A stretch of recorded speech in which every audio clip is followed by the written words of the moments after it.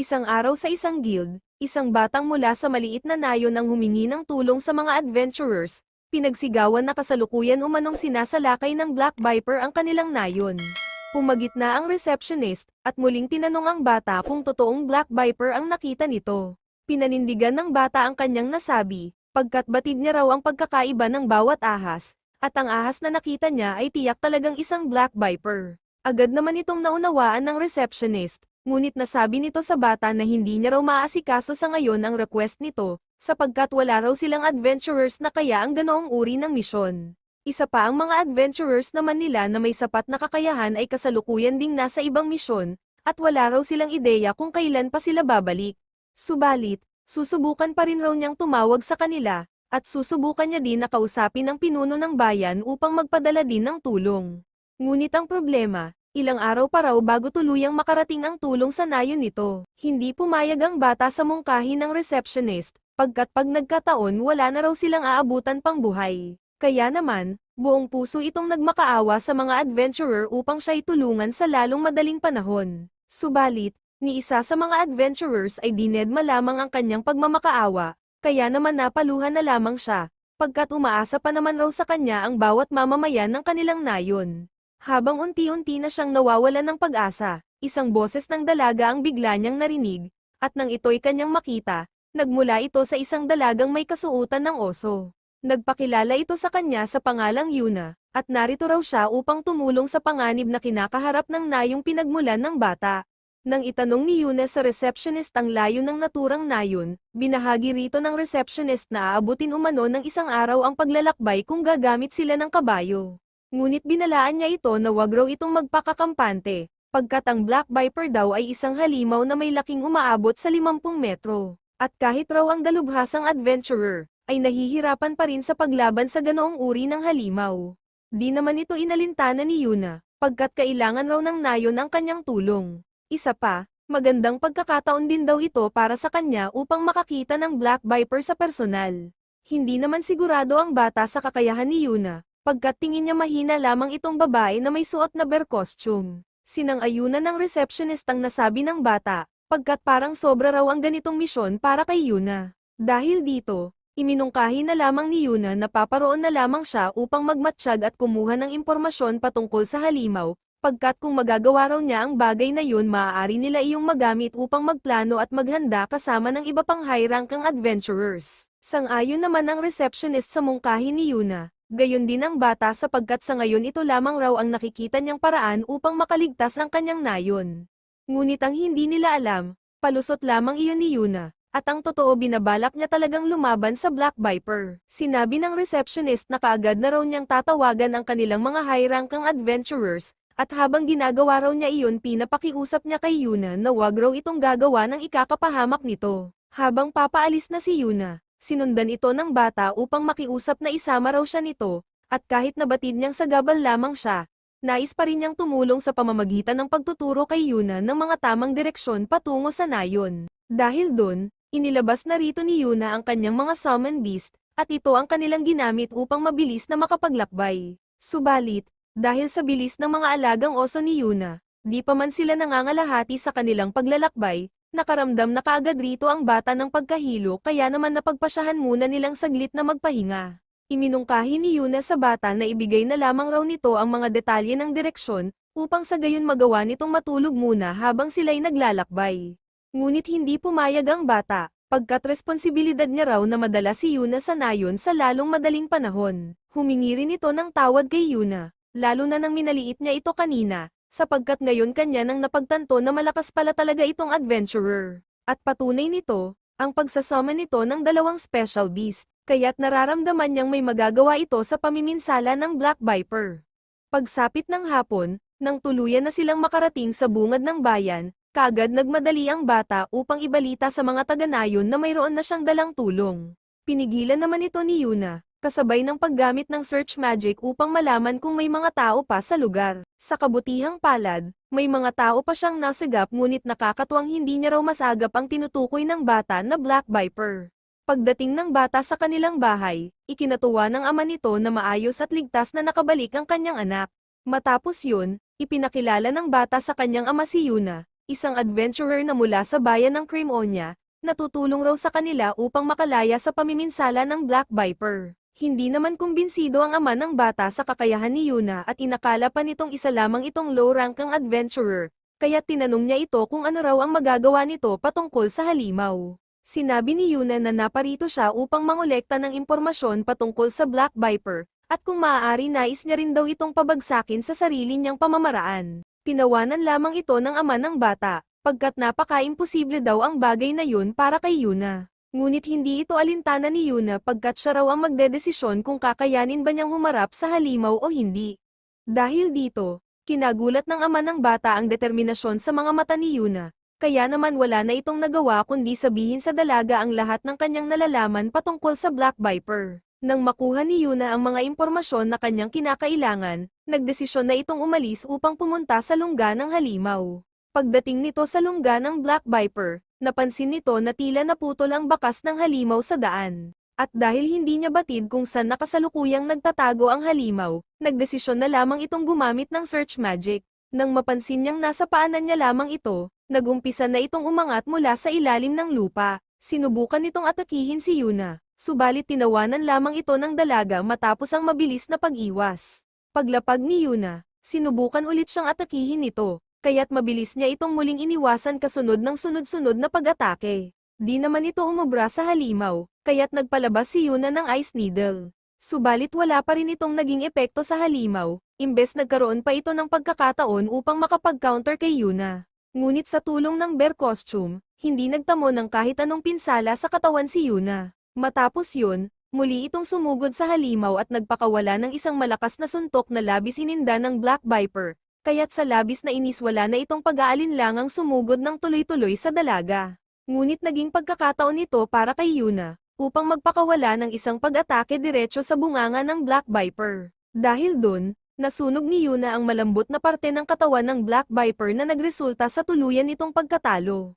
Habang pabalik sa nayon, nasalubong nito sa daan ang bata, winikang nais daw niyang tumulong at nakahanda din daw siyang magsakripisyo upang magawa ni Yuna na makatakas. Sapagkat magiging malaking tulong daw ang dala nitong impormasyon sa iba pang mga adventurers sa Cremonia, kaya naman gagawin niya ang lahat upang magawa raw nitong makaligtas mula sa halimaw.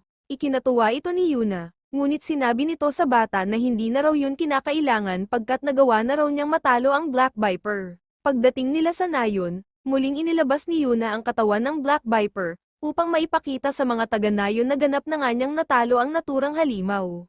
Ikinatuwa ito ng lahat ng mamamayan, kaya't sa labis na kaligayahan nagdaos sila ng selebrasyon para kay Yuna. Habang nagdiriwang, lumapit kay Yuna ang ama ng bata upang humingi ng tawad sa kanyang mga nasabi sa una nilang naging pagkikita. Naunawaan ito ni Yuna, pagkat sanay na raw siyang maliitin ng ibang tao lalo na't sa kung paano siya manamit.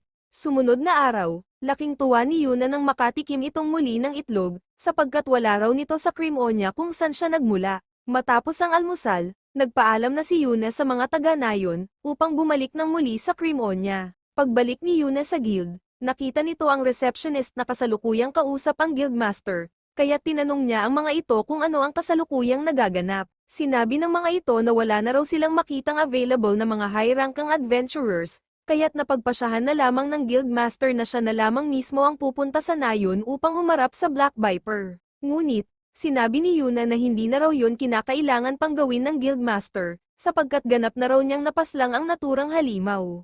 At bilang patunay, inilabas nito sa harap ng lahat ang katawan ng Black Viper, kaya't labis itong kinagulat ng lahat.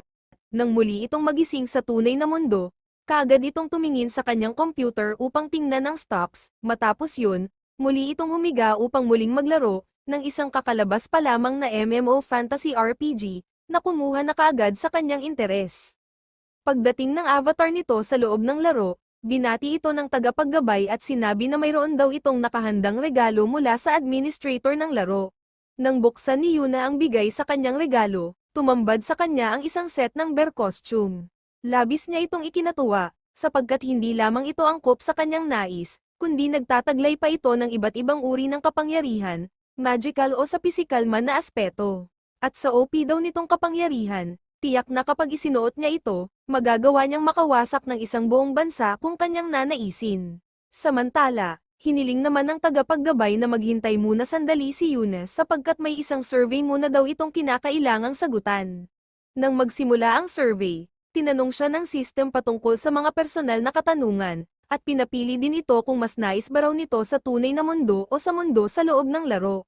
Pinili ni Yuna ang mundo sa loob ng laro, sapagkat hindi na raw siya masaya sa tunay na mundo. Matapos ang mga katanungan, isang liwanag ang bigla na lang sumulpot, at diretso siya nitong dinala sa isang bahagi ng kagubatan sa loob ng laro, kasama ng bear costume na kasalukuyan na niyang suot. Nang makita ni Yuna ang kanyang stats, ikinagulat niyang bumalik siyang muli sa level 1, kahit na nagawa na niya itong ma-max out nung nakaraan. Kaya habang natataranta, sinubukan nitong hanapin ang logout button, ngunit nakakatuwang hindi na niya ito magawang matagpuan. Sa kalagitnaan ng pagtataka, isang mensahe ang kanyang natanggap na nagmula sa isang goddess, na nagsasabing simula daw ngayon maninirahan na ito sa bagong mundo, at ang regalo daw na natanggap nito ay magagamit nito upang magkaroon siya dito ng maayos na pamumuhay. Hindi pa din naman ito pinaniwalaan ni Yuna, at habang siya ay nagtataka pa rin sa mga nangyayari, isang wolf mula sa kanyang likuran ang bigla na lamang nagpakita. Nang ito'y sumugod sa kanya, nagawa niyang makaligtas ng aksidente siyang bumagsak. Ngunit dahil batid niyang hindi siya lulubayan ng halimaw, sa pamamagitan ng isang piraso ng sanga, sinubukan nitong magbigay ng isang pag-atake. Subalit sa hindi niya inaasahan, sobrang lakas ng kanyang naging pag-atake, kahit na nakita niya kaninang bumalik siya sa level 1. At sa ilang saglit na pag-iisip, napagtanto niyang dahil ito sa katangian ng kanyang bear costume. Nang bigla siyang makarinig ng tulong mula sa isang dalaga, dali-dali siyang pumunta sa pinagmulan ng sigaw kaya't dito niya nakita ang isang batang babae na pinalilibutan ng 3 halimaw. Nang sumugod ang isang halimaw sa batang babae, pumulot ng isang maliit na bato si Yuna, at buong lakas niya itong ibinato sa halimaw kaya tumilapon ito palayo sa batang babae. Dahil sa nagawa ni Yuna, napagpasyahan ng 2 pang halimaw na umatras na lamang at lumayo. Ipinagpasalamat naman ito ng batang babae, ngunit hindi nito maiwasang matakot, sapagkat inaakala niyang isang totoong oso si Yuna. Dahil dito, tinanggal ni Yuna ang takip nito sa ulo, upang maipakita sa batang babae na hindi siya totoong oso at hindi rin siya nananakit ng kahit sino mang tao. Matapos nitong magpakilala bilang Yuna, nagpakilala rin sa kanya ang batang babae bilang Fina. Ipinaliwanag nito na naparito daw siya sa kailaliman ng gubat upang mangolekta ng mga halamang gamot, para ibigay sa kanyang ina na ngayoy nagdurusa sa isang karamdaman. Pinakiusap naman ni Yuna na kung maaari dalhin raw siya nito sa bayan, sapagkat nais niya kasing malaman kung may iba pang manlalaro na kasalukuyang naroon. Subalit bago sila umalis, tinanong ito ni Fina kung ano raw ang plano nitong gawin sa katawan ng napaslang nitong halimaw. Sinabi ni Yuna na wala, at balak na lamang niya itong iwan upang mabulok. Ikinagulat ito ni Fina, sapagkat sayang daw ang mga materyales na maaari nitong makuha mula sa katawan ng halimaw. Dahil ayaw ni Fina na sayangin ang katawan ng halimaw, nagboluntaryo itong tumulong kay Yuna, upang makuha nito ang mahahalagang parte ng halimaw na maaari nitong maibenta pagbalik nila ng bayan. Habang naghihintay, natuklasan ni Yuna na umangat ang kanyang level sa level 3, at nagkaroon pa siya ng mga panibagong abilidad katulad ng storage bear box. Matapos makuha ni Fina ang mga mahahalagang parte ng halimaw, ginamit rito ni Yuna ang kanyang storage box upang ito'y pansamantalang itago. Pagdating nila sa bungad ng Cremonia, hinarang si Yuna ng bantay na kawal, sapagkat kinakailangan muna raw nitong magbayad ng 1 silver coin kung nais nitong pumasok sa bayan, lalo na't wala itong identification ID na magpapatunay ng pagkakakilanlan nito. Nang sabihin ni Yuna na wala siyang anumang dalang salapi, biglang lumabas sa kanyang harapan ang isang notification mula sa goddess, na nagsasaad na may matatanggap itong gantimpala matapos nitong makapagpa-level up. Lumabas rito ang 1 silver coin na hinihingi ng kawal. Pagdating nila sa Adventurers Guild, ipinakilala ni Fina si Yuna sa kanyang tito na si Vince, at naparito raw sila upang magbenta ng mga materyales mula sa katawan ng isang wolf. Nang makuha ni Yuna ang mga kabayaran sa dala niyang mga materyales, ibinigay nito ang kalahati kay Fina, sapagkat ito raw ang tumulong sa kanya sa pangongolekta ng mga naturang materyales.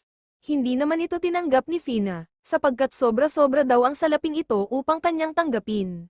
Dahil dito, iminungkahi ni Yuna na maging guide na lamang raw niya ito habang nag-iikot sila sa buong bayan, sa gayon sapat na ang ibinibigay niya ritong salapi bilang kabayaran. Matapos ang saglit na pag-iisip, tuluyan na ring pumayag si Fina sa mungkahi ni Yuna na siya'y maging guide nito ng isang buong araw. Nang simulan na nilang mamasyal, Hindi mapigilan ng mga tao na tumingin sa kakaibang kasuotan ni Yuna kaya't bahagyang nakaramdam dito ang dalaga ng pagkahiya. Kinagabihan, matapos magpaalam ni Fina upang umuwi, dumiretso naman si Yuna sa isang inn upang magawa na rin niyang makapagpahinga.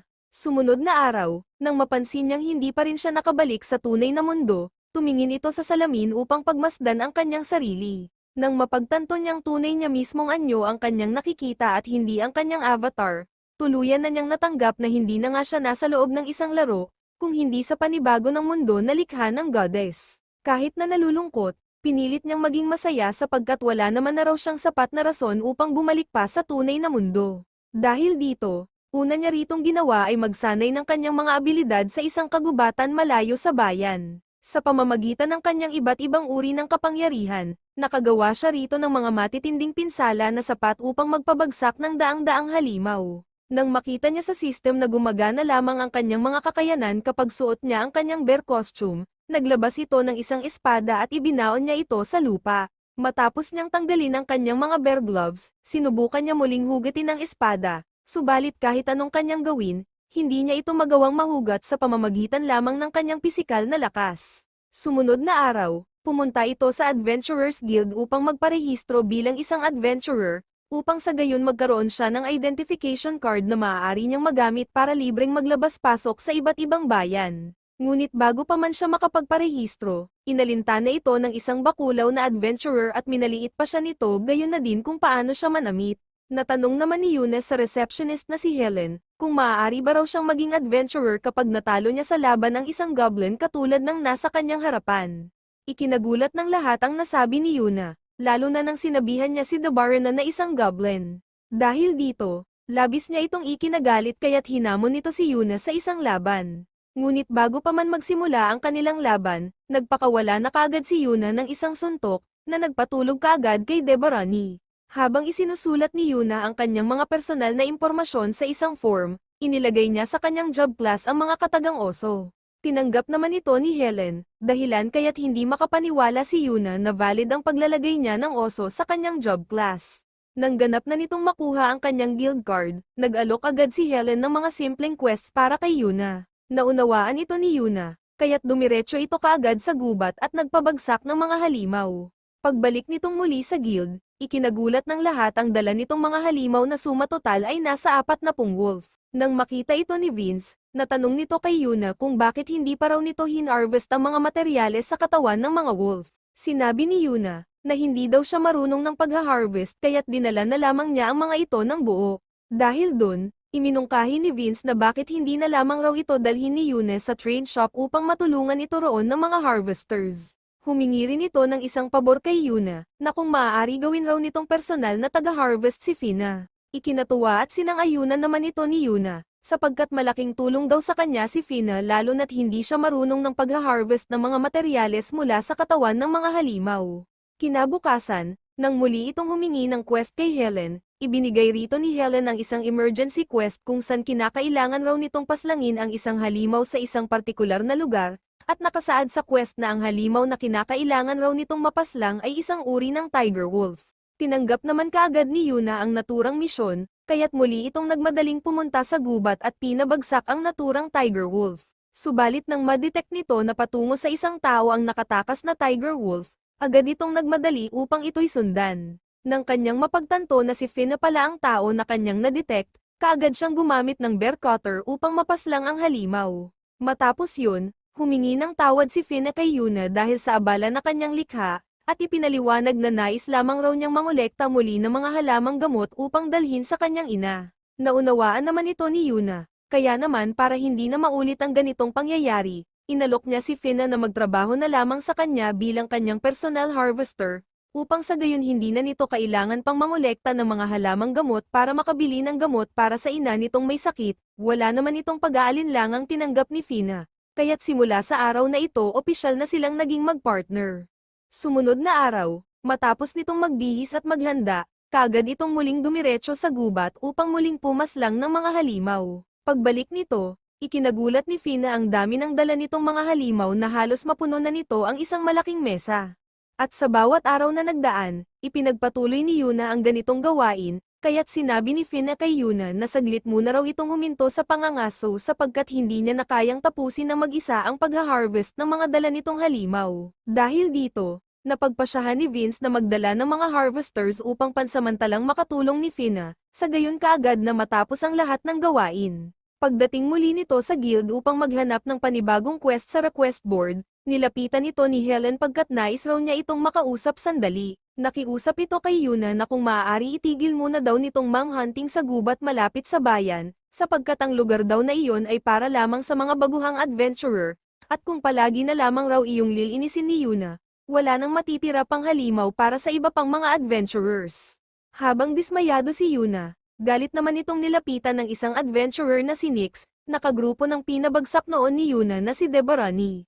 Inis na inis si Nyx kay Yuna, sapagkat hindi lamang daw nito binugbog ang kanyang kagrupo, kundi sinabihan pa niyang goblin si Deborani. Pinigilan naman ito ng isa pa nitong kagrupo na si Gil, kasunod ng pagpapakilala ng grupo kay Yuna. Matapos yun, ipinaliwanag ni Relina na dapat daw ay mayroon sila ngayong misyon kung saan kinakailangan nilang pumaslang ng ilang goblins, subalit dahil sa nagawa ni Yuna sa kanilang kagrupo na si Deborani, hindi na matutuloy pa ang kanilang misyon dahil sa kakulangan ng miyembro.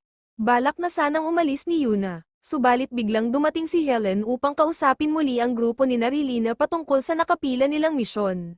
Humingi ng paumanhin si Relina, sapagkat hindi raw nila kayang gawin ang naturang misyon kung kulang sila ng miyembro. Dahil dito, ipinaliwanag ni Helen na ang hindi daw pagsasatupad ng isang misyon ay maituturing na completion failure, na hindi maganda para sa grupo ni Relina sapagkat makakaapekto ito sa kanilang mga misyon sa hinaharap. Habang paalis na sana si Yuna, iminungkahi ni Helen sa grupo ni Relina na humingi na lamang ng tulong kay Yuna para sa kanilang misyon. Dahil dito, hindi na nakatanggi pa si Yuna, kaya't sinamahan ito ni Relina patungo sa lungga ng mga goblins. Habang naglalakbay, natanong ni Relina kung magiging maayos lamang ba sila, pagkat nag-aalala raw siya lalo na't nasa mahigit kumulang 50 goblins ang kanilang makakaharap. Sinabi ni Yuna na wala daw itong dapat ipag-alala, sapagkat madali lamang daw para sa kanya na pumaslang ng mga ganoong uri ng halimaw. Nang mapansin nilang malayo-layo pa ang kanilang lalakbayin na maaaring abutin ng isang buong araw, nakaisip si Yuna ng isang paraan upang mapabilis ang kanilang paglalakbay. Kinarga nito si Relina, at nagumpisa itong tumakbo sa pambihirang bilis patungo sa kanilang destinasyon. Pagdating nila sa lungga ng mga goblins, kaagad gumamit si Yuna ng search magic upang malaman kung gaano karami ang mga goblins. Napag-alaman niyang higit sa 50 ang kasalukuyang bilang ng mga goblins, at ang eksaktong bilang ng mga ito ay nasa mahigit kumulang 100. Nang mapaslang ni Yuna ang mga goblins sa bungad ng kuweba, gumamit ito ng fire magic patungo sa loob ng kuweba, kasunod ng isang bear wall, upang sa gayon walang sino mang goblins ang magawang makatakas. Kaya't habang hinihintay nilang masuffocate ang mga goblins na nasa loob, iminungkahi ni Yuna na si Relina na lamang raw ang mag-harvest ng mga materyal sa katawan ng mga goblins. Matapos makolekta ni Relina ang mga mana gems mula sa mga goblins, ibinahagi sa kanya ni Yuna na mayroon pa ding nag-iisang buhay na goblin sa loob ng kuweba. Ikinabahala ito ni Relina, sapagkat maaaring isa daw itong Goblin King, isang uri ng goblin na mas malakas at mas matalino kumpara sa mga ordinaryong goblins. Nang bigla silang makaramdam ng pagyanig dulot ng unti-unting paglapit sa kanila ng Goblin King, tinanggal ni Yuna ang kanyang bear wall sapagkat ninanais niya raw na makita sa personal ang naturang halimaw, at ninanais niya rin itong harapin sa isang laban. Nang tuluyan na nilang makaharap ang itinuturing na Goblin King, kaagad gumamit si Yuna ng air cutter, subalit madali lamang itong na-cancel ng halimaw. Ikinatuwa ito ni Yuna, kaya naman matapos niyang umiwas sa mga pag-atake ng Goblin King, gumamit naman siya ng bear cutter na ganap ng puminsala sa halimaw. Matapos yun, lumikha naman siya ng isang malaking butas na kinahulog ng Goblin King, kasunod muli ng sunod-sunod na bear cutter, na tuluyan ang tumapos ng laban. Nang matanong ni Yuna kung maaari din ba nilang makuha mula sa Goblin King ang mana gem nito, iminungkahi ni Relina na dalhin na lamang daw ito ni Yuna sa guild ng buo. Ginawa naman ito ni Yuna. Subalit ipinakiusap nito na si Relina na lamang raw ang bahala sa mga mana gems ng iba pang goblins. Kahit ayaw itong gawin ni Relina sapagkat higit sa 100 na goblins ang kukuhanan niya ng mana gems, wala siyang ibang nagawa sapagkat pinipilit ni Yuna na ayaw niyang humawak ng bangkay ng halimaw. Matapos makolekta ni Relina ang lahat ng mana gems ng bawat goblins, ikinagulat nito nang makita ang isang maliit na bahay na likha ni Yuna. Sa loob nito, Hindi din siya makapaniwala na mahimbing na natutulog si Yuna, samantalang siya ay nagpapakahirap sa pangungulekta ng mga materyales. Nang tuluyan ng magising si Yuna, sinira nito ang ginawa niyang bahay, at muli nitong binuhat si Relina pabalik sa guild. Pagdating sa guild, ipinakita nito sa harap ng mga adventurers ang bangkay ng napaslang niyang Goblin King, at matapos suriin ni Helen ang mga mana gems na dala nila, napag-alaman niyang mahigit 110 ang bilang ng mga goblins na napaslang ni Yuna. Dahil dito, humingi si Nyx ng paumanhin kay Yuna, lalo na sa mga nasabi niya rito kanina, na bahagya namang ikinahiya ni Yuna sapagkat hindi niya inaasahan na mangyayari ang bagay na ito. Pagdating ni Yuna sa isang bahagi ng gubat malapit sa bayan, napansin nito na nagkaroon siya ng panibagong abilidad matapos niyang mapaslang ang Goblin King. Nang ito'y kanyang subukan, nasummon niya dito ang isang malaking oso, na hindi lamang may maamong mukha kundi may angking husay din sa pakikipaglaban. Nang mapansin ni Yuna na maaari pala siyang mag-summon ng dalawang special beast, sinubukan niyang muling mag-summon sa pamamagitan naman ng kaliwa niyang kamay. Dahil dito, nagawa nitong ma-summon ng isa pang oso, na bahagyang nagtatampo sapagkat hindi siya ang unang naisama ni Yuna. Upang hindi na ito magtampo, ito na lamang ang sinakyan ni Yuna pabalik sa bayan. Habang naglalakbay, nag-isip si Yuna ng pangalan para sa kanyang mga summon beast, at matapos ang saglit na pag-iisip, pinangalanan niya ang dalawa bilang sina Kumakyo at Kumayuro. Sa sumunod na araw, pumunta sina Yuna at Fine sa Merchant Guild, upang tumingin ng mga bakanteng lupa na maaari niyang pagtayuan ng bahay. Matapos makapili ni Yuna ng lupa, kaagad niya itong binili mula sa Merchant Guild. Pagdating nila sa nabiling lupa, kaagad gumamit si Yuna ng magic upang magtayo ng bahay na hugis oso. Pagpasok sa loob, ipinakita ni Yuna kay Fine ang sarili nitong silid sa pag-harvest ng mga material, upang sa gayon mas mapaghusayan pa raw ni Fina ang pag-harvest ng mga halimaw na dinadala ni Yuna. Sa pamamagitan pa rin ng magic, naglagay rito si Yuna ng mga kagamitan at kasangkapan. Pagdating ni Fina mula sa pag-harvest ng Black Viper na dala ni Yuna mula sa nakaraan nitong misyon sa isang nayon, ipinakita ni Fina kay Yuna ang malaking mana gem ng halimaw. Ikinatuwa ito ni Yuna, subalit nang makita nito ang sugat na natamo ni Fina dahil sa pag-harvest, kaagad niyang kinuha ang kamay ng dalaga at sa pamamagitan ng magic kaagad niya itong pinagaling. Matapos yun, ipinaalam ni Fina na gusto daw makita ni Helen si Yuna sa guild sa susunod na araw. Kahit nag-aalangan, pumayag si Yuna na makipagkita kay Helen basta't hindi daw ito tungkol sa mga ayaw niyang gawin. Kinabukasan, nang makipagkita na si Yuna kay Helen, ninais na kaagad ni Yuna na umalis sa guild pagkat napagtanto niyang humihingi si Helen ng isang pabor na makipagkita sa maharlikang pamilya ng Cremonia. Nang makita ng guildmaster ang komosyon sa pagitan ng dalawa, ipinaliwanag ni Helen sa guildmaster ang kasalukuyang sitwasyon. Naunawaan naman ng guildmaster ang pag-aalinlangan na nararamdaman ni Yuna, ngunit nilinaw nito sa dalaga na hindi daw ganon kademonyo ang maharlikang pamilya ng Cremonia. Imbes ang pinuno daw ng pamilya na si Lord Cliff ay napakabuting pinuno na inuuna ang kapakanan ng kanyang nasasakupan. Muling ipinakiusap ni Helen kay Yuna na pagbigyan daw nito ang kahilingan ng maharlikang pamilya, sapagkat kung hindi raw ito papayag maaari itong makaapekto sa reputasyon ng kanilang guild. Samantala, nang mapansin ni Fina na tila mas lalo nang lumulubha ang sakit ng kanyang ina, napagpasyahan niyang umalis upang kumuha ng gamot. Pagdating ni Yuna sa mansyon ng maharlikang pamilya, kaagad itong diniretso ng katulong sa silid ng pinuno ng Cremonia na si Lord Cliff. Matapos magpakilala ni Lord Cliff, masaya itong lumapit kay Yuna, habang isinasalaysay ang mga achievements nito sa nakalipas na mga buwan. Nang matanong ni Yuna kung ano raw ang kailangan sa kanya ni Lord Cliff, nasabi ni Cliff na wala, at nais lamang raw niya talagang makita sa personal ang dalagang may suot na bear costume na bali-balita sa buong bayan ng Cremonia. Sinabi din ni Cliff na nais din daw itong makilala ng kanyang anak na babae, sapagkat nitong nakaraan daw nakakita ang kanyang anak ng isang dalagang may suot na bear costume na nagbigay interes sa kanya. Nang biglang pumasok sa silid ang anak na babae ni Cliff na si Noah, kaagad itong namangha ng tuluyan na nitong makita sa malapitan ng iniidolo niyang adventurer. Matapos nitong magpakilala kay Yuna bilang Noah, humiling ito kay Yuna na kung maaari raw ba siya nitong may akap. Nang pumayag si Yuna, labis ang nadamang tuwa ni Noah habang niyayakap nito ang dalaga. Matapos yun, ikinwento ni Yuna kay Noah ang kanyang mga naging paglalakbay, at ang kanyang mga naging pakikipaglaban. Pagdating nila sa bakuran ng mansyon, ipinakita naman ni Yuna ang kanyang mga summon beast, na labis muling ikinamangha ni Noah. Habang nakikipaglaro ito kina Kumakyo at Kumayuro, kinausap naman ni Cliff si Yuna patungkol sa isang bagay. Sinabi nito kay Yuna, na sa darating na buwan, ipagdidiriwang daw ang ika-40 na kaarawan ng hari sa Kapitolyo. Subalit magpasa hanggang ngayon, wala pa din daw siyang nakikitang karapat-dapat na regalo para sa hari.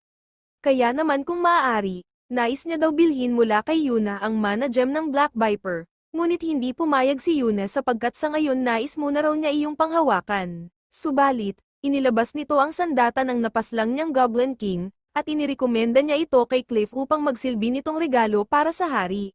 Matapos itong suriin ni Cliff, napag-alaman niyang isa itong rare item na may mataas na halaga. Hindi naman interesado si Yuna sa halaga ng naturang sandata, subalit naisip niyang ayaw niya naman itong ibigay ng ganon-ganon na lamang. Kaya't bilang solusyon, nakipagkasundo na lamang si Yuna kay Cliff, kung saan maaari daw nitong makuha ang sandata kapalit ang anumang pabor na hihingin ni Yuna sa hinaharap.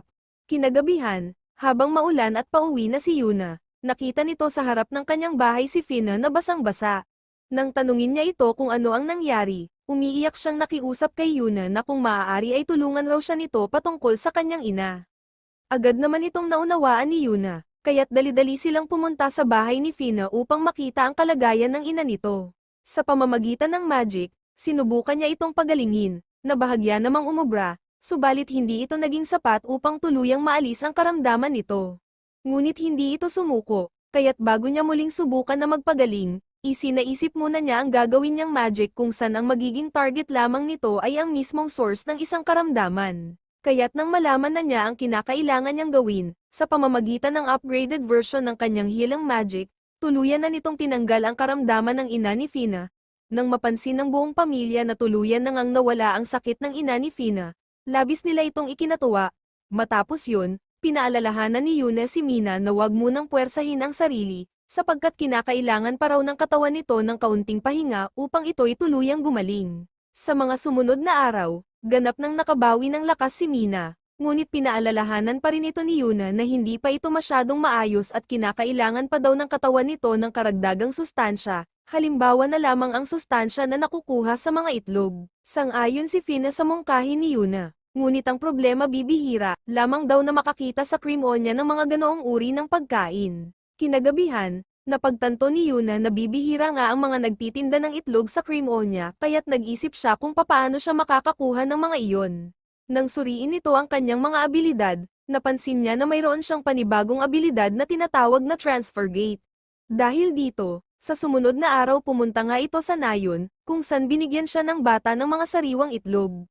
Pagdating nito sa isang abandonadong kuweba, dito na siya naglagay ng transfer gate na nagdudugtong sa nayon at sa bayan ng Cream Onya. Pag-uwi nito, ibinigay nito kay Fina ang dala niyang mga itlog bilang bonus, dahil sa labis-labis daw na pagtatrabaho ng dalaga. Nag-aalangan naman si Fina sapagkat ang mga ito daw ay masyadong mahal upang ibigay lamang, subalit ipinaliwanag ni Yuna na masyado lamang daw itong mahal sa Cream Onya dahil na rin sa transport at shipping cost. At dahil personal niya daw itong kinuha mula sa isang nayon, napakamura na lamang daw nito. Isa pa inabot lamang siya ng halos 10 minuto upang makabalik. Bilang patunay, ipinakita ni Yuna kay Fina ang nailagay niyang transfer gate na nagkokonekta sa dalawang lugar. Sumunod na araw, habang masayang kumakain si Yuna sa isang tindahan, napansin nito ang mga ulilang bata na naghihintay ng mga tira-tirang pagkain mula sa mga dumadaang mga tao. Dahil sa awa, napagpasyahan ni Yuna na bumili sa tindera ng karagdagang pang mga pagkain, subalit pinayuhan ito ng tindera na wag na raw itong tumulong, pagkat kahit na mapakain daw nito ngayon ang mga bata, muli pa rin silang maghahanap ng pagkain sa mga susunod na araw. Hindi naman ito pinakinggan ni Yuna, imbes lumapit ito sa mga bata at sinamahan ng mga ito pabalik sa kanilang tinutuluyan. Habang pinagsasalusaluhan ng mga bata ang mga pagkaing handog ni Yuna, natanong naman ni Yuna sa head director kung ano ang nangyari. Sinabi nito, na sa nagdaan daw na mga buwan, bigla na lamang silang tinanggalan ng financial support ng pinuno ng Cream Onya. Sinabi sa kanila noon ng mensahero, na ayaw na daw ni Lord Cliff na mag-aksaya pa ng salapi para sa mga walang kwentang tao. Dahil dun, wala silang nagawa kundi magbakasakali, upang sa gayon magawa nilang makakain sa bawat araw. Labis ang nadamang galit ni Yuna, hindi makapaniwala na gagawin niyon ni Cliff sa mga inosenteng mga bata. Bilang pansamantalang solusyon, Naglabas si Yuna ng mga karne mula sa kanyang mga naging pangangaso, at pinalitan niya rin ang kubre-kama ng mga bata upang sa gayon maging komportable ang kanilang pagtulog. Pagsapit ng hapon, nang balak ng umuwi ni Yuna, masaya ang mga batang nagpaalam sa kanya kasabay ng taus-pusong pasasalamat dahil sa kanyang mga naitulong. Sumunod na araw, habang nangangasong muli si Yuna, napagtanto nito na kapag kinumpronta niya si Cliff patungkol sa orphanage, tiyak na hindi lamang financial support ang mawawala sa mga bata, kundi maging ang kanilang kasalukuyang tirahan. Dahil doon, nag-isip ito ng pangmatagalang solusyon, upang sa gayon maging komportable ang araw-araw na pamumuhay ng bawat bata sa orphanage. Habang pinapanood nito si Fina na nagtatrabaho, dito ito nagkaroon ng isang ideya na tiyak na makakatulong sa buong orphanage. Pumunta ito sa Merchant Guild, upang bumili ng karagdagang lupa para sa panibagong negosyo na nais niyang itayo. Pagbalik nito sa nayon upang kumuha ng ilang mga manok, gamit sina Kumakyo at Kumayuro, dinala nila ang mga ito sa orphanage kasama na ng nakatayo ng kulungan. Sinabi ni Yuna na ito daw ang naisip niyang negosyo, kung saan kinakailangan lamang daw ng orphanage na panatilihing malusog ang mga manok, upang sa gayon tuloy-tuloy at maging sariwa ang mga itlog nito. Kapag nang itlog ang mga manok, kinakailangan naman daw nilang kolektahin ang mga ito at dalhin ito sa mga shop upang ibenta. Sa madaling salita, mapapatakbo daw nila ng maayos ang orphanage sa pamamagitan ng profit sa pagbibenta ng mga itlog. Tinanggap naman ito ng mga bata, winikang kung makakatulong daw ito upang hindi na umiyak ang kanilang mga tagapangalaga, nakahanda raw silang gawin ang kung ano ang nararapat. Naibahagi pa ni Yuna, na si Mina daw ang magiging representative ng negosyo, upang sa gayon maging tuloy-tuloy ang kita ng orphanage. Nang simulan na ng mga bata ang kani-kanilang trabaho, abala naman si Mina sa kanyang gawain na naiatas ni Yuna. At sa bawat araw, mas lalong pinagigihan ng lahat ang kani-kanilang gawain, kaya't nagkaroon ito ng magandang resulta. Sumunod na araw, personal na bumisita si Cliff sa tahanan ni Yuna, upang magtanong kung bakit daw nito pinagbabawalan ang maharlikang pamilya na bumili ng mga itlog na ibinibenta ng orphanage. Inis na sinabi ni Yuna, na hindi daw siya papayag na makinabang ang mga sakim na tao sa pinaghirapan ng orphanage, lalo na ang maharlikang pamilya na naging dahilan ng paghihirap ng mga inosenteng mga bata. Ipinagtaka ito ni Cliff, at nang subukan niyang magpaliwanag kay Yuna, hindi na niya ito makausap ng maayos sapagkat nilamon na ito ng pagkayamot. Pagbalik sa mansyon, kaagad nitong inutusan ng kanyang butler na mag-imbestiga, patungkol sa biglaang pagpuputol ng financial support sa orphanage. Kinagabihan pagbalik ng butler, dala nito ang mga dokumento patungkol sa financial support ng orphanage, at nakita nila dito na may anomalyang ang nangyayari, at itinuturo nito ang tagapamahala ng budget ng bayan. Nang ipatawag ni Cliff ang salarin sa anomalyang naganap, ginisa niya ito ng mga ebidensya, patungkol sa iba't ibang pangungurakot na ginawa nito. Sinubukan nitong magmatigas at magyabang sa harap ni Cliff, itinatanggi ang mga paratang na ibinabato sa kanya. Hindi na ito natiis pa ni Cliff, kaya't binigyan niya ito ng isang malakas na suntok. Sumunod na araw, personal itong pumunta sa orphanage, at taos-puso itong humingi ng tawad dahil sa nagawa ng kanyang opisyal na nagdulot ng paghihirap ng mga bata.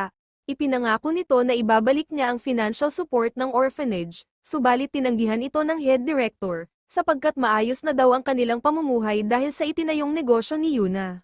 Naunawaan ito ni Cliff, subalit nais daw niyang tugunan ang kanyang mga pagkukulang bilang pinuno, kaya't sana'y hayaan daw siya ng mga ito na ayusin man lang ang buong orphanage upang mas lalong maging komportable ang tahanan ng mga bata. Nagpasalamat ito kay Yuna, sapagkat kung hindi daw dahil dito hindi niya matutuklasan ang pangungurakot na ginagawa ng kanyang opisyal.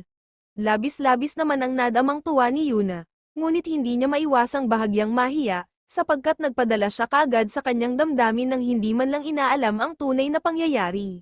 Paglipas ng ilang araw, pumunta sina Fina at Yuna sa tahanan ni Cliff, upang sunduin at samahan si Noah sa Kapitolyo bilang paghahanda sa darating na kaarawan ng hari. Pinaubaya muna ni Cliff si Noah kay Yuna, sapagkat may mga kailangan pa daw siyang tapusin bago pumunta sa Kapitolyo. Habang naglalakbay, nagpakilala si Fina kay Noah, at nagtanong kung paano daw nito nakilala si Yuna. Sinabi ni Noah na isang araw aksidente niya daw itong nakita, at simula nun labis na ang kagustuhan niya na makilala ito. Samantala, nang ma-detect ni Yuna na may mga nakaharang na halimaw sa kanilang daan, ipinamalas nito kina Fina at Noah ang pambihira niyang lakas. Sa pagpapatuloy ng kanilang paglalakbay, ibinahagi ni Noah na ang kanyang ina at kanyang nakakatandang kapatid ay kasalukuyang naninirahan sa Kapitolyo, sapagkat ang kanyang ina ay kasalukuyang nagtatrabaho bilang sekretary ng hari, at ang nakakatanda naman niyang kapatid ay isang estudyante sa isang prestiyusong eskwelahan. Dahil palubog na ang araw, napagpasyahan nila na huminto muna, at dito na magpalipas ng gabi. Sa pamamagitan ng magic, naglabas si Yuna ng isang buong bahay na hugis oso, na labis ikinagulat ni Noah. Pagpasok sa loob, ipinagluto ni Yuna ang mga dalaga ng makakain, at masaya silang nagsalo-salo bago tuluyang magpahinga. Kinabukasan, niligtas ni Yuna ang isang karwahe, na kasalukuyang inaatake ng mga halimaw. Nang lumapit si Yuna sa mga ito, kahit nagtataka ang dalawa sa kasuotan ng dalaga, inalintana nila ito at nagpasalamat sa pagtulong na nagawa ni Yuna. Nang makita ni Noah ang mga kausap ni Yuna, masaya nila itong nilapitan at binati, sapagkat mga kaibigan niya ito mula sa ibang bayan. Ipinakilala ni Noah ang dalawa kay Yuna, bilang sina Count Green at ang apo nito na si Misa. Ipinaliwanag ni Noah na kasalukuyan daw siyang sinasamahan ni Yuna papunta sa Kapitolyo, pagkat may mga gawain pa daw kasing kailangang tapusin ang kanyang ama. Dahil sa lakas na tinataglay ni Yuna, humingi si Green ng pabor na kung maaari maging escort din nila si Yuna papunta ng Kapitolyo. Tinanggihan ito ni Yuna, sapagkat ayaw na daw niyang madagdagan pa ang kanyang trabaho. Ngunit nang makiusap sa kanya si Noah, na kung maaari daw ba nilang isabay sina Misa sa kanilang paglalakbay, tinanggap ito ni Yuna sapagkat si Noah na mismo ang nakiusap sa kanya, kaya't wala siyang karapatan upang tumanggi. Dahil may ibang tao na silang kasama sa paglalakbay, napilitan sina Noah na matulog sa labas, sapagkat isang sekreto ang bahay na oso, na hindi maaaring ipagkalat sa iba. Sumunod na araw, nang tuluyan na silang makarating sa Kapitolyo, hindi na naman maiwasan ng mga mamamayan na magtaka hindi lamang sa kasuotan ni Yuna, kundi sa dalawang oso na sinasakyan nila. Matapos magpaalam ni Green at Misa kina Yuna, pumasok na rin ang tatlo sa mansyon ng pamilya ni Noah sa Kapitolyo. Nang masayang sinalubong si Noah ng kanyang ina, hindi naman makapaniwala si Yuna, sapagkat napakabata pa daw ng ina ni Noah. Nagpakilala ang ina ni Noah kina Yuna bilang Laura, asawa ng duke na si Cliff at kasalukuyang sekretarya ng hari. Matapos naman magpakilala ni Yuna, inilabas nito sa kanyang storage box ang isang item, na regalo umano ni Cliff sa hari sa darating nitong kaarawan. Nang basahin ni Laura ang sulat na kasama sa item na pinadala ni Cliff, nasabi ni Laura na hindi na raw kinakailangan pa ni Yuna na maging formal sa maharlikang pamilya, sapagkat nakasaad ito sa sulat na ipinadala ni Cliff. Ayon sa sulat, binalaan ni Cliff si Laura na huwag gagalitin si Yuna, at kung may gulo man daw itong nilikha, si Laura na lamang daw ang bahala sa pag-aayos nito. Dahil sa mga nasaad ni Cliff sa kanyang sulat, nagkaroon tuloy si Laura ng interes sa personalidad na mayroon si Yuna. Pagdating ng ate ni Noah na si Shia sa mansyon, bigla nitong ikinagulat nang makita si Noah na kasalukuyang nakasakay sa isang oso, gayon din ang kanyang ina. Nang ipakilala ni Laura si Yuna kay Shia, hindi matanggap ni Shia na isang tunay na adventurer si Yuna sa murang edad. Dahil dito, napagpasyahan ni Laura na magkaroon ang mga ito ng isang mock battle, upang magpamalas ng kani-kanilang lakas. Nang tanggapin ng dalawa ang hamon, tunay silang nagharap sa isang laban. Pagsugod ni Shia, mabilis itong naiwasan ni Yuna, kasunod ng pagsulpot nito sa blind spot ni Shia, na nagresulta sa mabilisan niyang pagkapanalo. Hindi pa rin ito natanggap ni Shia, kaya't muli niya itong hinamon sa isa pang laban. Tinanggap naman ito ni Yuna, kaya't sa lumipas na mga oras, nagpatuloy ang kanilang tunggalian. Paglubog ng araw, nagkalat sa sahig ang mga sirang espada, na resulta ng isang matinding laban. Habang pagod na pagod si Shia, napatunayan nitong totoo nga ang nasabi ng kanyang ina, na tunay na malakas na adventurer si Yuna. Matapos humingi si Shia ng paumanhin, ipinaliwanag ni Laura na naging ganito daw ang ugali ni Shia sapagkat nasanay ito ang pinakamalakas sa Royal Academy. Sumunod na araw, habang kasalukuyang ibinabahagi ni Yuna ang mga pagkain galing sa Japan, nakiusap si Noah kung maaari ba daw niyang hiramin saglit si Fina sapagkat may mahalagang bagay daw kasi silang pag-uusapan kasama si Misa.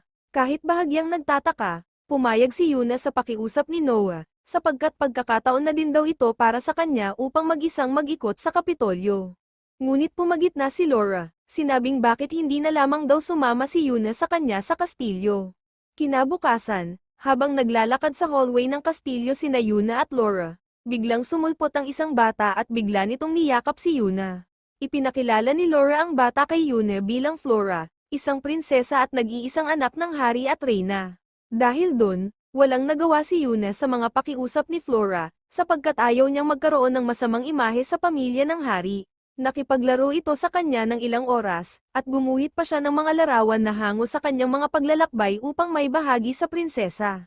Samantala, pumunta naman sina Noah sa isang shop, upang kunin ang mga ipinagawa niyang mga card, na magiging patunay daw na kasali sila sa fans club ni Yuna, at ang goal daw nila, ay magkaroon ng humigit kumulang 10,000 na miyembro. Itinalaga ni Noah ang kanyang sarili bilang presidente ng fans club, at si Fina naman daw ang second in command, sapagkat ito ang unang nakilala ni Yuna, kaya't nararapat lamang na ito ang nasa posisyong iyon. Paglubog ng araw, habang pauwi, nasalubong ni Yuna si Shia na porsigidong nagsasanay, sapagkat nais daw niyang mas lalong lumakas upang pagdating ng araw magawa na niyang sumabay sa lakas ni Yuna. Samantala, sa liblib na bahagi ng kagubatan, isang misteryosong nilalang ang nakangiti, habang sinusundan ng mga halimaw. Kinabukasan, habang kasalukuyang nasa pamilihan, bigla nilang napansin ang ilang lokal na nag-uusap-usap patungkol sa umano'y merchant na inatake sa Northern Forest. Bahagyang nag-alala si Noah, sapagkat ang kagubatan na iyon ang daan na gagamitin ng kanyang ama papunta sa Kapitolyo. Upang hindi na mag-alala si Noah, nagboluntaryo si Yuna na tumulong, upang ligtas na makarating sa Kapitolyo ang ama nitong si Cliff. Samantala, pagdating ni Laura sa opisina ng hari, ibinalita nito ang pag-atake na naman ng mga halimaw sa mga tao sa Northern Forest. Sa kalagitnaan ng pagpupulong, dumating ang misteryosong nilalang at pinabagsak ang mga kawal sa isang iglap lang. Pagpasok nito sa silid, nagpakilala ito sa hari bilang Gulsum, ang nilalang na pinatalsik noon ng hari sa kaharian. Ibinahagi nito na nandito daw siya upang gumanti, sa pamamagitan ng mga alaga niyang mga halimaw na magpapabagsak ng tuluyan sa kaharian. Ipinaliwanag niya na gamit daw ang 10,000 niyang mga halimaw, tiyak na mararanasan ng buong kaharian ang takot at sakit habang unti-unti silang sinasalakay. Matapos nitong umalis, kaagad inutusan ng hari si Laura na tawagin kaagad ang Guildmaster ng Adventurers Guild. Pagbalik ni Laura, kasama ang Guildmaster na si Sonia, kaagad ginamit ni Sonia ang kanyang abilidad upang pagmasdan ang palibot ng kagubatan.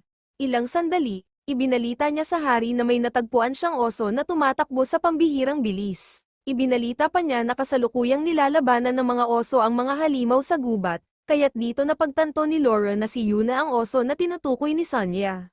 Nang makita ni Sonia na mabilisan lamang na tinalo ni Yuna ang mga malalakas na halimaw, hindi ito lubos akalain ng hari maging si Laura, at dito din tuluyang napagtanto ni Laura ang kahulugan ng babala sa sulat ni Cliff, kung saan nakasaad na wag daw nilang gagalitin si Yuna. Samantala, nang makaharap ni Yuna ang kumukontrol sa mga halimaw na si Gulsum, nagpalabas ito ng isang malaking uod, ngunit gamit ang fire magic, madalian lamang itong sinunog ni Yuna.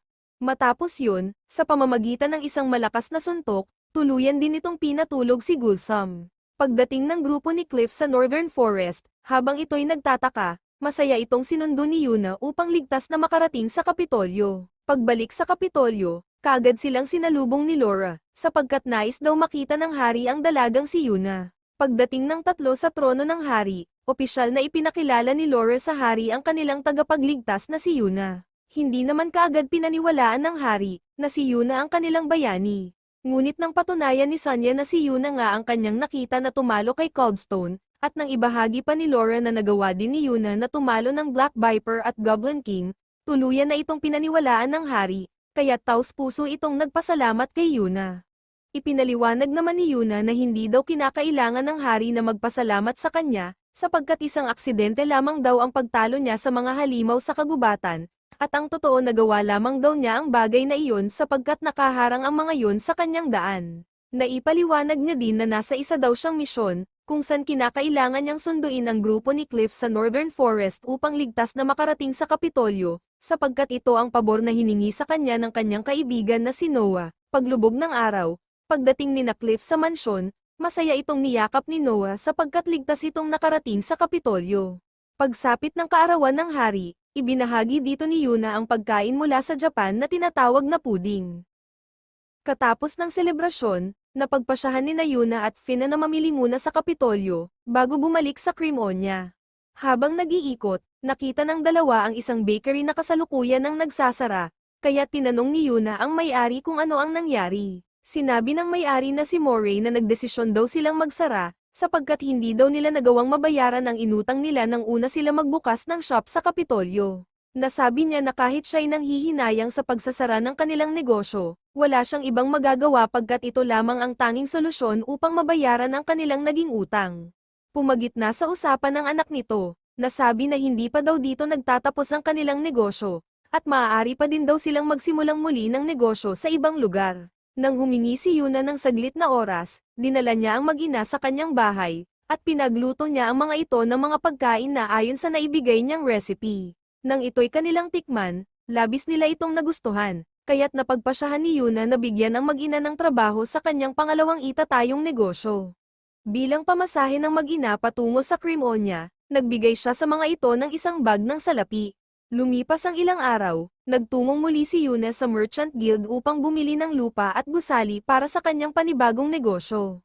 Matapos niyang makapili ng magandang gusali na saktong-sakto sa kanyang hinahanap, sinundo naman niya ang mag-ina upang ihatid ang mga ito sa panibago nilang tirahan. Ikinagulat ng dalawa ang gusali na nabili ni Yuna, na ayon sa dalaga ay dating mansyon ng Maharlika.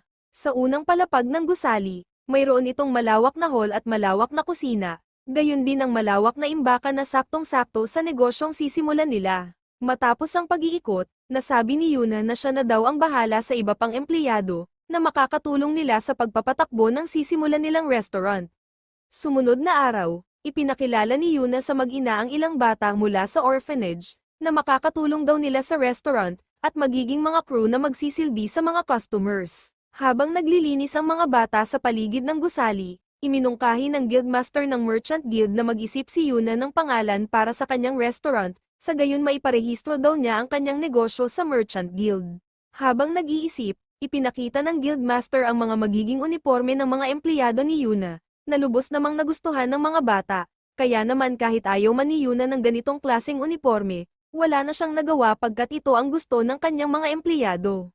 Paglipas ng ilang araw, napagpasyahan na ni Yuna na pangalanan ang kanyang restaurant bilang Bear Heaven, sabay sa unang pagbubukas ng kanyang negosyo. Nang opisyal na itong buksan ni Yuna sa publiko, kaagad silang dinagsa ng mga customers na sabik matikman ang mga pagkaing ibinibenta sa restaurant ni Yuna. Sa buong araw, patuloy silang dinagsa ng mga tao, kaya't pinagigihan talaga nila ang kani-kanilang gawain upang kaagad na mapagsilbihan ang mga customers. Paglubog ng araw, masayang ibinalita ng manager na sold out ang lahat ng kanilang mga pagkain sa isang araw lamang, dahilan kaya't nagdaos sila ng kaunting salo-salo dahil sa kanilang naging tagumpay. Nang bisitahin ni Cliff at Noah ang restaurant ni Yuna, saglit na kinausap ni Cliff si Yuna patungkol sa isang bagay. Ibinigay ni Cliff ang isang titulo, na nagsasaad na maaari na daw na itayo muli ng mag-ina ang kanilang bakery sa Kapitolyo. Kahit nagagalak ang mag-ina sa nagawa ni Yuna, napagpasyahan na nilang manatili at magtrabaho sa restaurant ni Yuna, sapagkat kahit nakakaunting sandali pa lamang silang naririto, napamahal na kaagad sila sa lugar na ito. Ikinatuwa ito ni Yuna, kaya't labis itong nagpasalamat sa dalawa sa pagdedesisyon nilang manatili. Sumunod na araw, dumating siya sa Adventurers Guild upang kumuha ng isang bagong quest. Habang tahimik na nakaupo si Fine sa kanyang silid, tumawag si Yuna kaya't sinagot niya ito ng may maliit na ngiti. Binanggit ni Yuna na kasalukuyan na niyang tinatahak ang isang manyebeng daan na makikita sa kabundukan. Kahit bahagyang nag-aalala si Fina para sa kaligtasan ni Yuna, agad niya naman itong binaliwala lalo na't tiniyak ni Yuna na magiging maayos lamang siya. Matagal nang iniisip ni Yuna na nitong mga nakaraang araw, ang lahat ng bagay na iniaalok ng bagong mundong ito sa kanya ay kapanapanabik na mga pakikipagsapalaran. Ngunit napagtanto niya na mayroon pang kulang sa panibago niyang buhay. At yun ay ang pagkain ng lamang dagat. Dahil sa pagnanasang ito, nagtanong siya sa guild tungkol sa mga kalapit na bayan na malapit sa karagatan. Isang pangalan ng bayan ang ibinigay ng receptionist, at yun ay ang bayan ng Milaila. Isa iyong bayan na hindi kalayuan sa bayan ng Cremonia ngunit nananatiling nakahiwalay dahil na rin napapagitnaan ito ng mga mapanganib na kabundukan, at kakaunting tao lamang ang may lakas ng loob, upang ito'y tawirin. Kahit batid ni Yuna ang mapanganib na paglalakbay patungong Milaila, hindi niya ito alintana pagkat handa umano niyang gawin ang lahat, alang-alang sa kanyang ninanais. Sa kalagitnaan ng kanyang paglalakbay, nakasalubong niya sa daan ang mag-asawa na halos lumunin na ng nyebe.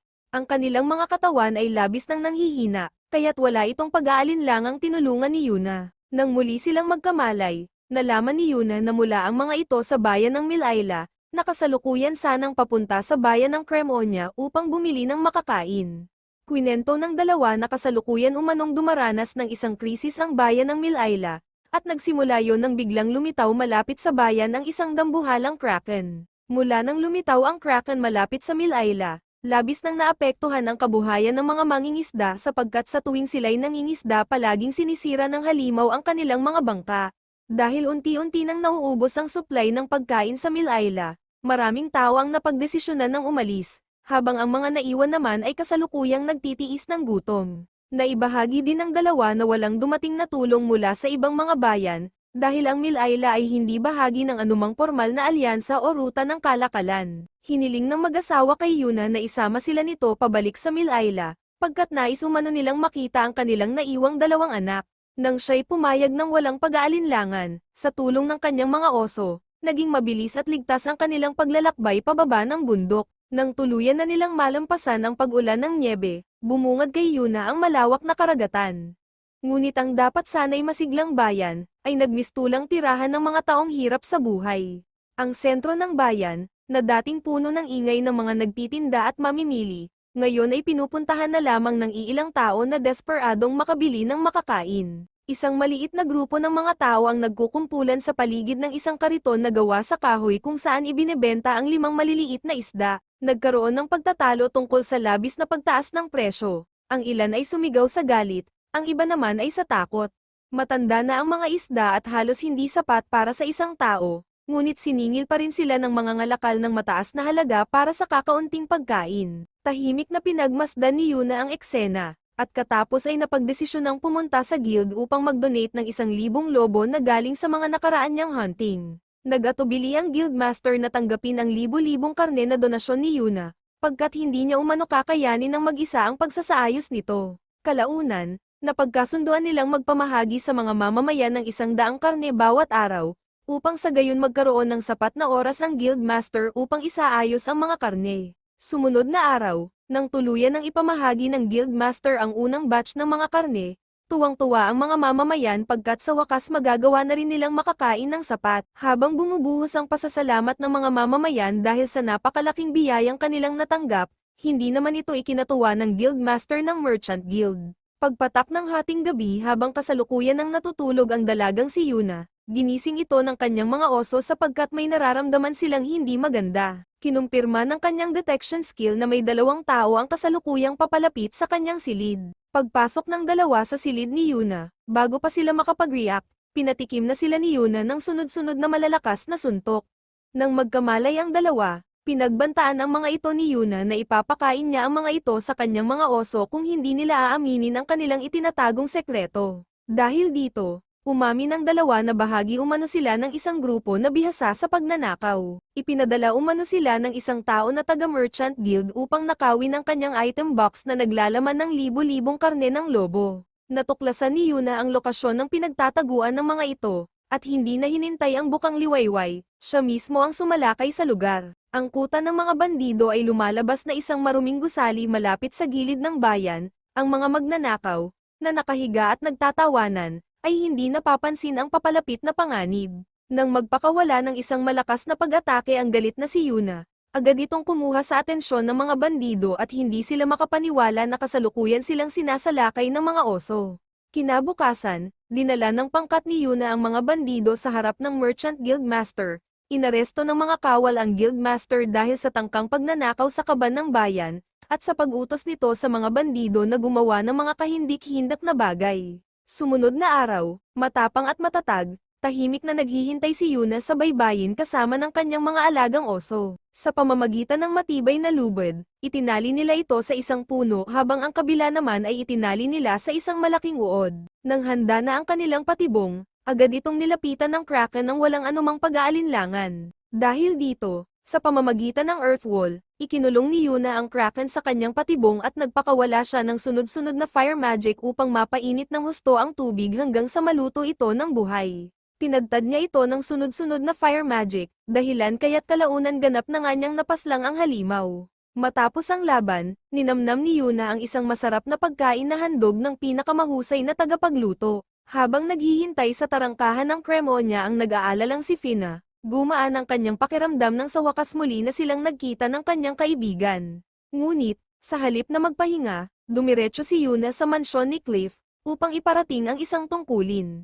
Matapos isalaysay ang mga pangyayaring naganap sa Milaila kabilang ang matinding tagutom, katiwalian, at pamiminsala ng isang kraken, mahinahon niyang isiniwalat na gumawa rin siya ng isang lagusan na nagdurugtong sa dalawang bayan. Pagkatapos ibahagi ni Yuna ang bawat naganap, sabay-sabay silang naglakbay patungong Milaila, gamit ang lagusang ginawa ni Yuna. Pagdating sa bayan, magalang silang binati ng Guildmaster ng Adventurers Guild bago sinimulan ang kanilang pagpupulong. Pag-uwi ni Yuna sa kanyang tahanan, muling nagkita sila ni Fina, na natiling matatag ang kanilang ugnayan, at kahit na may kaakibat na panganib, naalala ni Yuna ang isang pangakong minsan niyang binitiwan. Walang pag-aalinlangan, naghanda siyang dalhin sina Fina at Shuri sa karagatan, umaasang mararanasan nila ang tunay na kagandahan nito. Pinadali ng lagusan ang paglalakbay, at sa sandaling lumabas sila sa dalampasigan, nabighani si Fina sa kagandahan ng tanawin. Ngunit, habang si Yuna ay muling tinatangay ng mga taong bayan na nagpapasalamat sa kanya,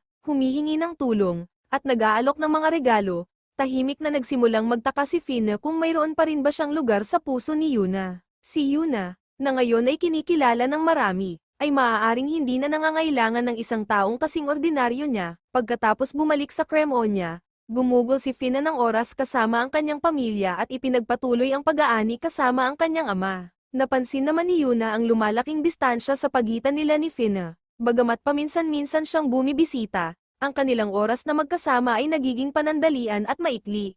Nang bumisita si Noah, dala ang isang liham mula sa kanyang ina na binabanggit na nais makita ng Prinsesa Flora si Yuna. Tahimik na nagplano ang dalaga na umalis patungong kabisera. Sinubukan ni Yuna na yayain si Fina, ngunit tinanggihan siya nito. Magalang ang mga salita, ngunit nanginginig ang kanyang puso. Habang naglalakad si Yuna patungo sa labas ng bayan, ang kanyang mga iniisip ay puno ng mga alaala. Pagdating ni Yuna, wala sa kanila ang agad na nagsalita, na puno ng mga salitang hindi masabi ang kanilang paligid. Ngunit, sa katahimikang iyon, may isang malambot na bagay na nagsimulang gumaling.